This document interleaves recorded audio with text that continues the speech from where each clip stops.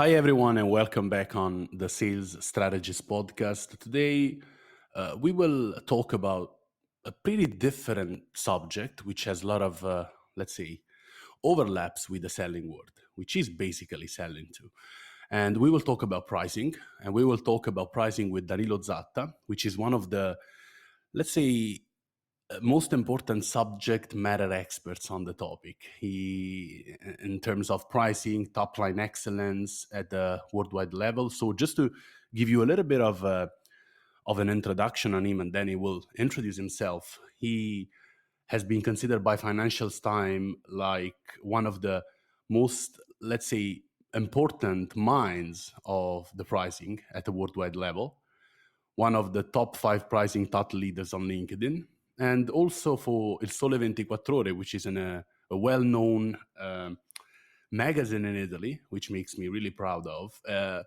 Danilo is one of the most, let's say, iconic voices on Italy on pricing and monetization. So there is a lot of things to talk about. We will try to capture everything in, let's say, 45 minutes as always. But Danilo wrote more than 20 books. For example, the last one, which we will probably go, we will deep dive into it, which is The 10 Rules of Highly Effective Pricing, edited by and published by Wiley in 2024, and also Pricing Revolution, which has been translated in more than 10 languages, but also At the Art of Leadership in 3 languages, 100 instruments for managers, a lot of things. You've done a lot of things, Danilo. So I'm happy to have you here and happy that you decided to join the podcast. Thanks a lot for having me. I'm super happy to be here with you. That's really good. As probably you when you came across the podcast, you had an idea about how we talk to each other and how I would like to approach the conversation. I'd like to really know something about you because price management is such a niche. You know what I mean? It's such a focused topic, and I'd like to know what happened in your life that drove you to that expertise. Yeah, this is a very good question. Well, I started in my young age working as a management consultant and I was a generalist. This means I was covering all sorts of topics like cost cutting, process improvements, due diligences, organizational tasks, a lot of things. And then I discovered pricing. I had my first pricing project, and it was much different than cutting costs. It was about growing higher revenues, higher profitability. You were leaving friends behind.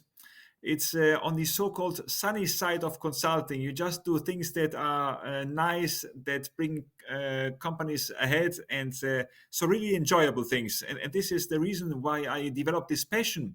And then one project followed the other, so that I decided to focus my attention on this topic. Another reason was also that until then, pricing was a topic which a lot of companies were not focusing on or neglecting, even if it has a very strong and immediate impact on profitability. So these two factors then motivated me to pursue a career on pricing. That's a really good one. And I know, and I think that your answer says pretty much everything, but I'd like to go and deep dive into it because I'd like to know what still fascinates you about the topic. Because you started 20 years ago, that you said, okay, I was a generalist, then I moved into an expertise. But what keeps you still, what keeps your curiosity alive? That's a great question. Pricing is indeed really fascinating, and this has multiple reasons. First, pricing is of key importance because it is the fastest but also strongest profit lever. With inflation, volatile raw material prices, and changing customer willingness to pay, it is also on the CEO agenda of most companies.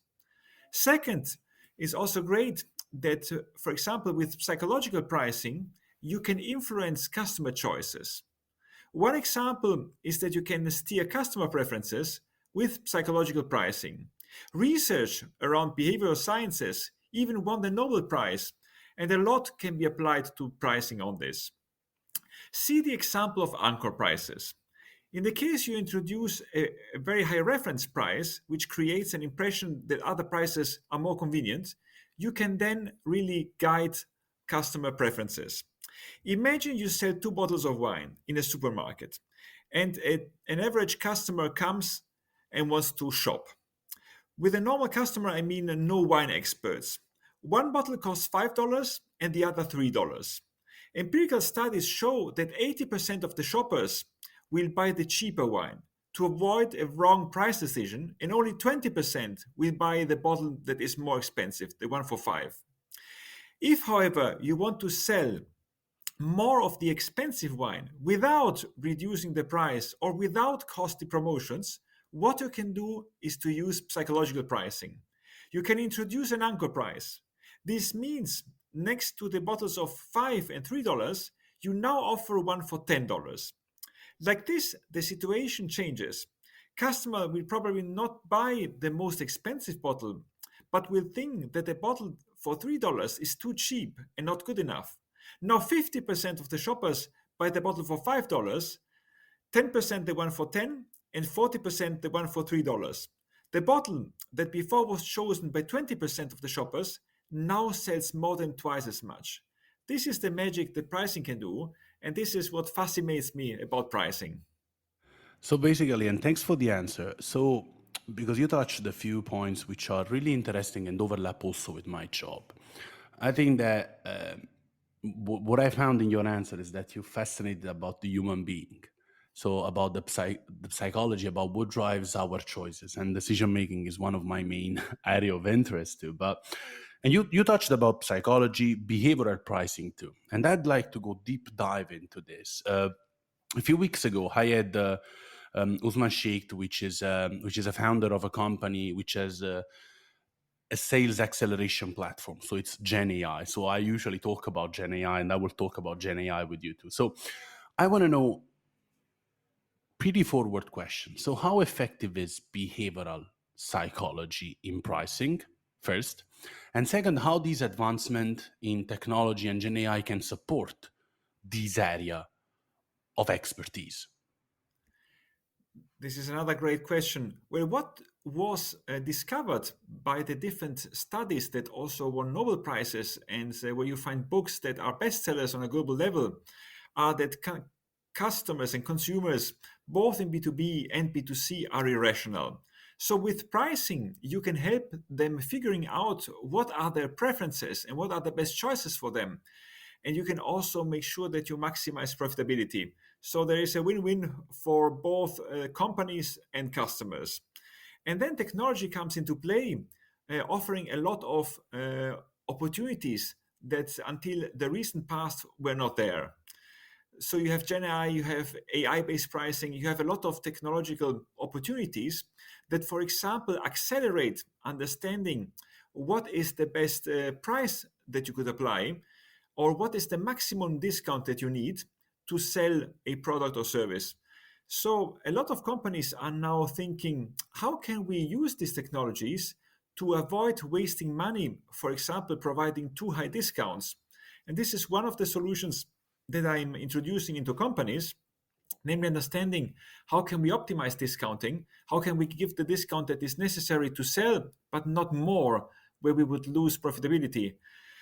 Of course, this is something that some companies are adopting. A number of other companies are still transitioning from a cost plus methodology to a value based pricing. But the ones that are technologically savvy are having a big advantage in using and applying these technologies. And that's a good point because I think that I'm also active in that segment of the space with the CPQ, and I really recognize in my daily conversation that the more we go on, the more the situation is like that. In terms of, as you said, volatility, in terms of geopolitical situation, the more there is a need to control everything that is related to pricing. There is no kind of let's discount and then we figure out let's pump the revenues. Now it's not anymore like that. And talking about revenues, talking about other topics, which pricing methods or topics are you currently following on or focusing on with your practice? Because you talked about the B2C, B2B, but I'd like to know a little bit more about, I don't know, value based pricing and so on. Yeah, so just to give you some examples of activities and projects I'm following on, I'm right as we speak, based in Scandinavia, working for a leading and innovative company who developed a very cool pricing solution for B2B companies. And the question is, what is the best way to price it so that we can successfully introduce it to the market? And the approach that we are following is the one linked to value based pricing, understanding what is the value that customers perceive and how can we translate this value into a price and also into a pricing model linked to it. So at the moment, the exercise is to really understand what are the different value drivers. So what are the benefits that this software solution is generating and how can we quantify them? And the next step will then be to translate all this into a pricing model. So is it a per use solution? Is it a subscription? Is it a transactional price model? And what will be then the final price point that we're asking. So this is quite a typical project that I work on. And I see, however, that a high amount of companies are still following a cost plus approach, which means what is our cost? And then we have an amount, and then we multiply it by a multiplier and can add our margin to it. The advantage of cost plus is that it's easy to be calculated when you have a clear transparency on your cost basis. The big disadvantage is that it's rather an internal perspective, and especially for such innovative solutions and offerings, we risk to leave money on the table because we are not seeing what the value is that customers would like to pay. That maybe it's much higher than the margin that we had in mind. That's a good point, and and it's strange, and this is something I don't know. Maybe you can clarify because that is an old way of saying, which says you value more what you have. I don't know, for example, a house compared to the market. But what I'm seeing now, as you said, is that some companies are not able to capture the right value on the market because they're not able to value what they have. And the question I have for you is like straight away, why do you think this happens based on your experience? Why no one knows how to figure out the right pricing? That's a very good question, and I think there are multiple answers to it. One first answer is that value pricing requires more intelligence. You need to understand what are your customers' needs, what value do they perceive, and where is value coming from. So this requires market insights, customer understanding, also customer intimacy. With cost plus, it's a bit easier because you just add up a margin to your cost. You don't need to do all this intelligence in the market. Or even with competitive pricing, it can be easier because in competitive pricing, if you are, for example, a follower, you will look into where is my, let's say, benchmark or market leader standing. If they are at a price index of 100, I will maybe position myself at a price index of 80, and this is it. However, in many markets, for example in B2B, it's not transparent to see where the price level of the others is because price lists are not available. Or what happens when you are the follower but have an innovative solution where you have no benchmarks? Or even worse, if you are the market leader, then of course you need to increase prices and give guidance to the market. And you cannot expect that the follower, which is smaller than you, will do the first step. That's why even if value pricing has the requirement of understanding the market, it's the best way. However, coming back to your question, another reason is also the fact that some companies are not focusing on pricing as their priority. Why this? Because maybe they focus on volumes. Having large market shares is something that is in the culture of the company, or the fact that the CEO has not pricing as a key topic on the agenda.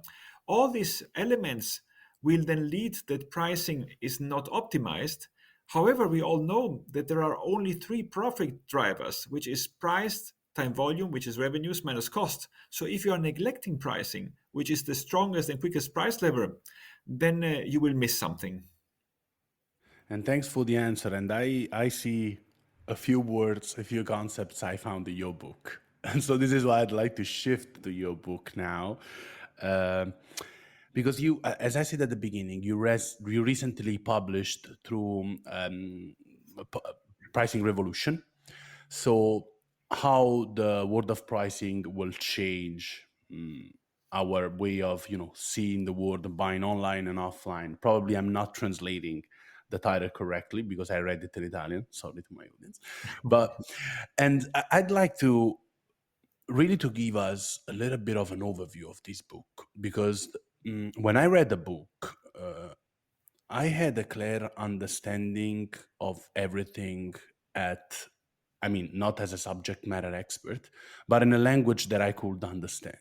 So, what's the book about? Yeah. So the pricing model revolution illustrates how to create a sustainable competitive advantage through innovative pricing models. It shows how, in a high number of industries, the old transactional price model is replaced by more innovative price models.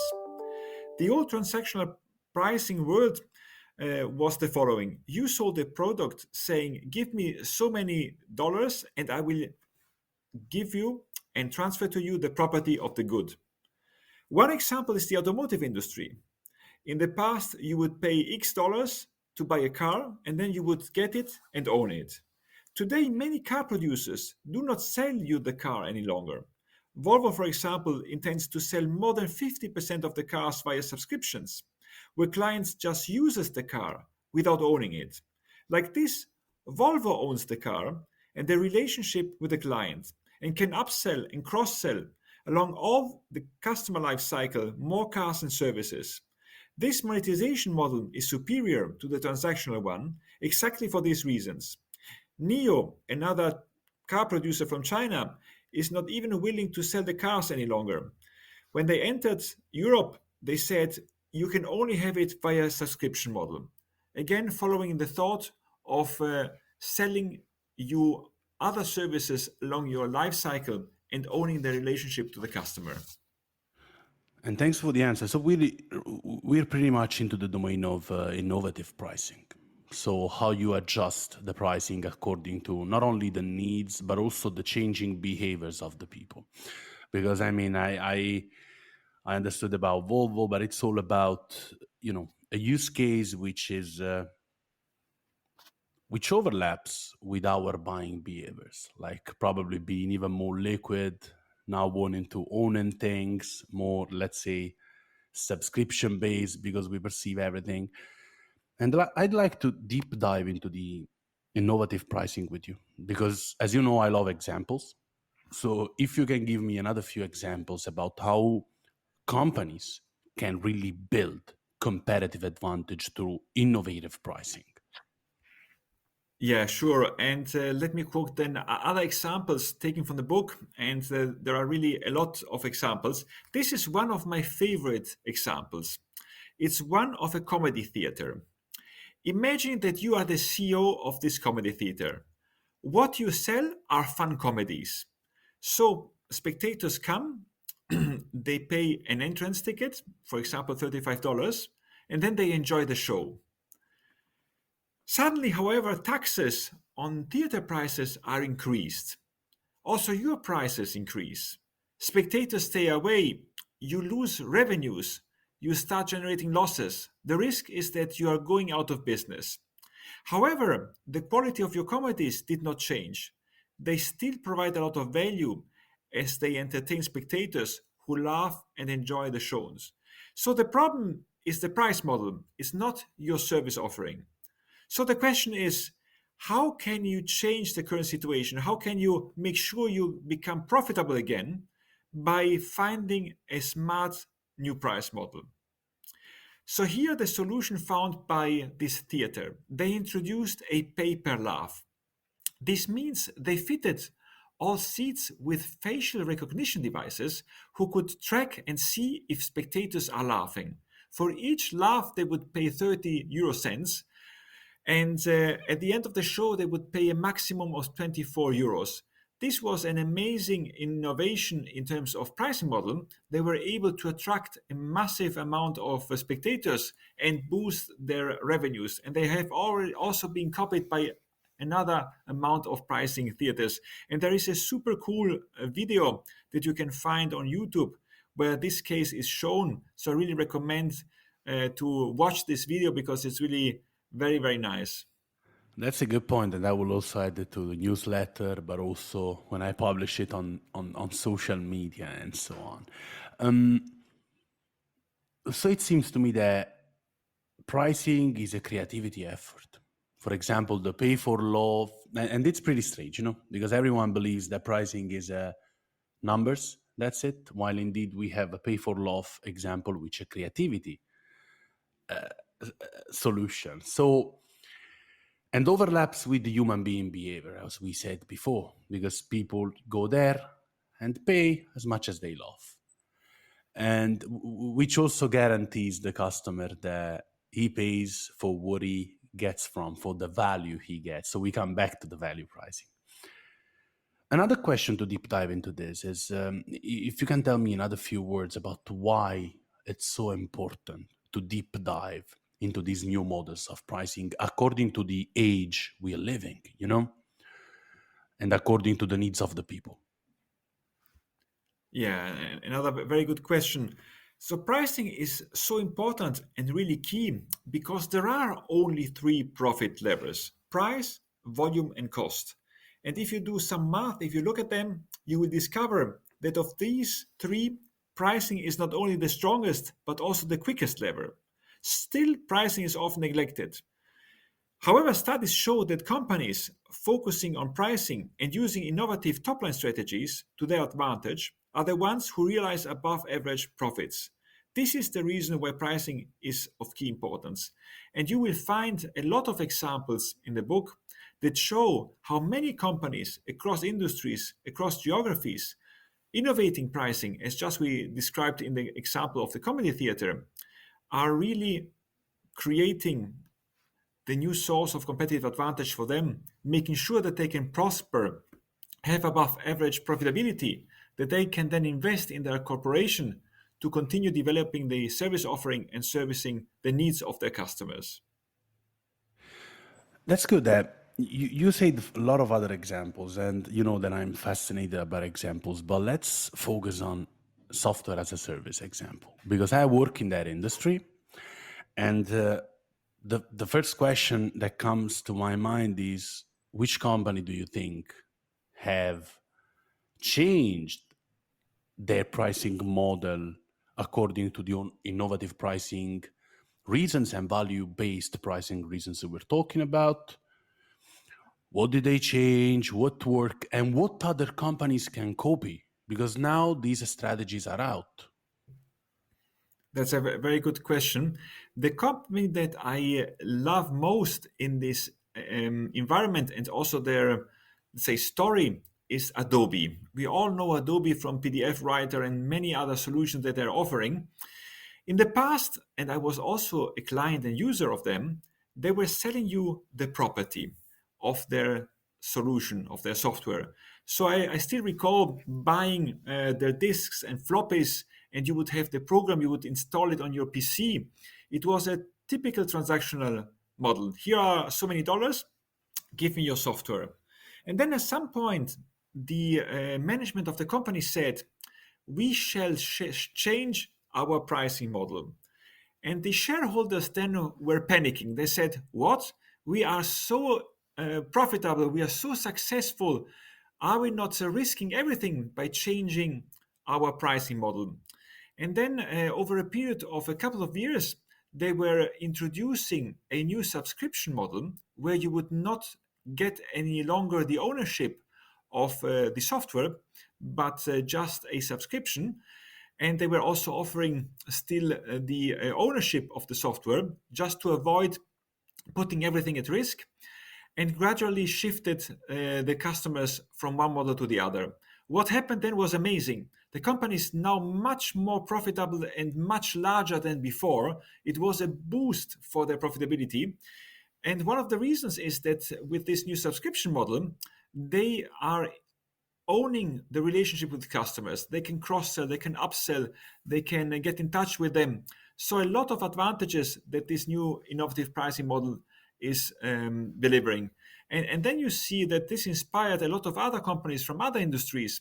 One example are the very big and large printing machines. So, here we are in the classic B2B environment where you spend millions to buy a machine with which you, as a vendor of newspapers, can print your newspapers. But to be honest, you don't want to have the machine, you just want to have the printed newspapers. So companies like Heidelberger Druck, one of these large international producers of these machines, said, okay, we will change our pricing model for certain customers who don't want to own the machine, and they will pay us based on how many prints they're having. So you have a minimum amount of papers that you print, and if you print more, you pay extra so and so much. So you really see that this new way of thinking is spreading across industries, and it's also allowing companies to serve new customer segments that maybe they were not serving before. And that's a good point. And I have a question now tied to selling, okay, to B2B selling, because most of the time, what I see happening in the company based on my consultancy practice is that maybe the pricing revolution is the pricing innovation is started, but then there is no, let's say, overlap or alignment with the salespeople. So, what kind of activities can a company do for you to enable, like, for example, do you think that pricing revolution and enablement, sales enablement, should go in pair, should work different? What do you suggest, like, really out of the blue, to give something to the companies listening? Yeah, yeah. And I think that this is a very important point. And what we are seeing, as you just mentioned, in many corporations, is that this focus on profitability and margins is left behind when sales reps are active. Why this? Well, there might be different reasons. One of the reasons is, and this is quite typical, that there are very strong volume incentives.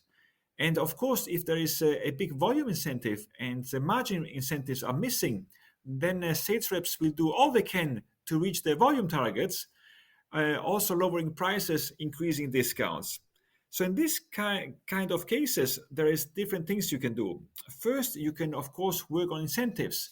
Next to the volume incentives, please make sure to have also margin incentives so that also the salespeople who have high margins and low discounts get rewarded for the quality of their sales.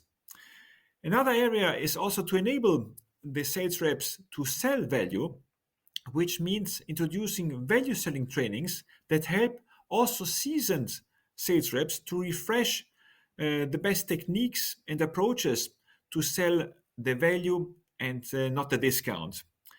Or introducing discount guidance or pricing rules is something that helps, because then we will have clear discount policies, we will have a strict delegation of authority, and we will have a number of elements and mechanisms that steer sales behavior.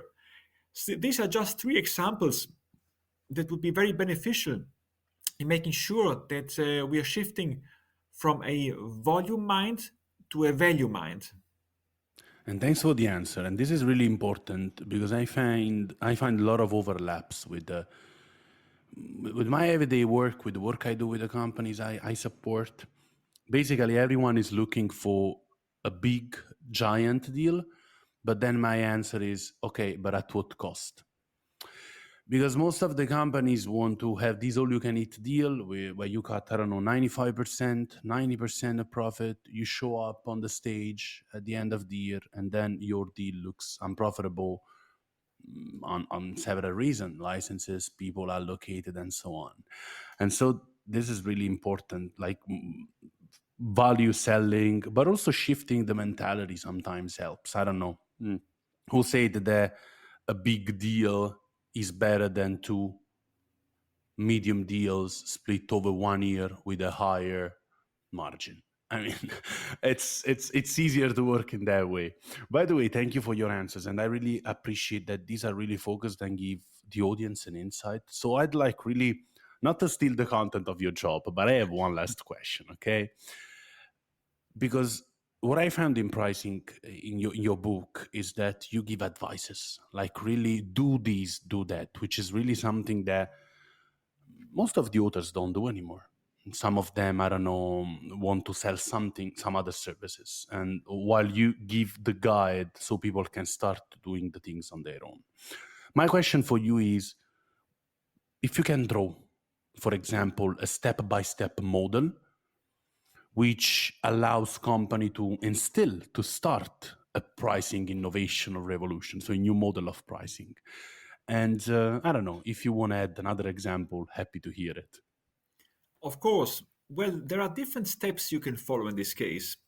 So if you want to introduce an innovative price model, you could do this both for new or for existing offerings. The key thing is to start verifying what needs do our customers have and how does our offering serve this need. Then we would look into value and first review which elements drive value. Value drivers could be, for example, the brand of your company. They could be the product performance. They could be the fact that the product is available or after sales service. So there might be many different types of value drivers. Once identified, it's important to quantify them, understand what is the contribution that they're having, and then translating those into a pricing model that best captures that value that we are defining and providing. And then we would have price metrics and price points that are the details around this. This is, let's say, the first step that we would do, and then we would have a pricing model. However, then the next step is also to make sure to fit this into your organization. This means, for example, incentives should be aligned. Let me give you an example. There was one company who introduced a equipment as a service solution. So the machines were not sold any longer for so many euros, but as a subscription. When I was speaking to the CEO of the company, this person told me, it's the most profitable offering that we're having. We are earning so much money. The problem is we don't have a critical mass around it. And then I was asking, why is this the case?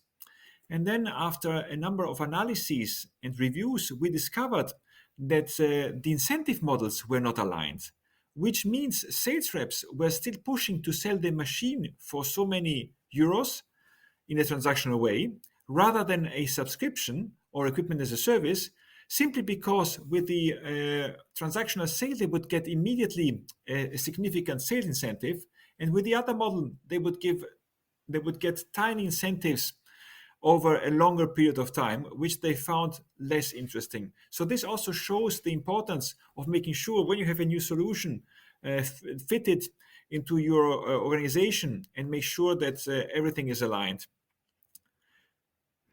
And that's a good answer, and thank you for this. I know that we're pretty much running out of time, Danilo. I know you're busy, but I have another few questions. Basically, for your topic about pricing, do you think that the younger generations are getting more interested in pricing compared to before, or do you think it will be always a subject that you develop and you get to learn after, I don't know, 10 years of working experience? This fascinates me because I'm really interested in how universities approach new topics. And I want to know what you see as an insider, because probably when you started, you were one of the few talking about it. What's the Exactly. situation now? Yeah, now pricing is becoming more popular because you can find entire MBA courses dedicated to pricing. At universities, you find it. There are more pricing consulting companies. There are more jobs around this because, for example, in FMCG, there are many revenue managers that are hired or in corporations in B2B, there are pricing managers, pricing directors, pricing analysts that are hired. So it's becoming something that is much more visible. And then you are also exposed as a user to pricing and dynamic pricing. You can see this at Walmart, you can see this at Uber. Pricing are varying. If you grab an aircraft or want to book your vacation, you also have to develop an intelligence on when is the best moment to book and get a reasonable price. So the static pricing world that was there when I was a young consultant is no longer there. It's much more dynamic. It's much more present.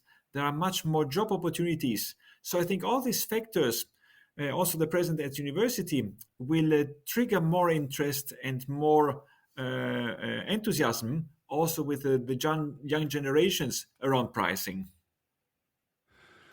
And thanks for the answer. Yeah, it's fascinating because it's like selling in Italy. When I always have this example. When I say to my mom, "Mom, I want to go abroad to study sales," my mom replied, "Your uncle is selling since he's 13. He doesn't have even have a high school degree." So, and I'm really fascinated about how leading experts give and spread the knowledge about a topic which is not, let's say, under the flashing lights. By the way, last question for you, Danilo. You're pretty much everywhere: conferences, writing books, owning your company. Like, you're pretty much everywhere. I want to know what's on the table. What's next now? Well, there are many next steps on different fronts. On the publication front, for example, as we were speaking about books, there is a new book about leadership called At the Heart of Leadership that is just about to be released. And another book I'm working on is a book that collects a lot of benchmarks and best practices from practitioners on pricing strategies from different industries. So this is one side. Then another topic is the development of innovative pricing solutions. So I'm working on AI solutions for different industries. For example, understanding which promotion will be the one that will be the most powerful and profitable, and which other promotion shall be killed because the return on investment will be not there, because the uplift will be not there. So applying all the technologies that we're having on the market to pricing is something that will boost and bring forward also pricing. And then, of course, also doing the classical advisory is something that I will bring forward, working for companies, both large organizations, smaller corporations, but also investors, helping them to make sure that they can monetize the value that they deliver. So I'm still enjoying working on multiple fronts, editorial projects, but also developing the thoughts and the application of technology in pricing and working for customers. This will all be things that will keep me busy. And awake, because I don't think you sleep that much with all that things on the table. No, but by the way, thank you so much for being here, Danilo. I really enjoyed the episode with you. I really enjoyed the pricing discussion because, as a person who sells CPQ software, but as a passionate about pricing and behavioral psychology, I really enjoyed all the insights. I think that the audience will also enjoy all the step-by-step guidance you gave them. So you basically gave them suggestions on how to start a pricing revolution. And just for the audience, take a look at Danilo's books. They're really valuable. And I think that we can really close the episode by saying, Danilo, that companies should take care of their pricing, and their pricing Absolutely. should take care of them. Will take care of them. Let's put it in this way. I love this conclusion. It's a great conclusion. And thanks a lot for having me. It was a pleasure being with you and deep diving the topics of pricing. Thank you so much, Danilo, and I hope to have you on the show again in the future. It will Thank be you my so much. pleasure. Take Bye. care. Bye bye.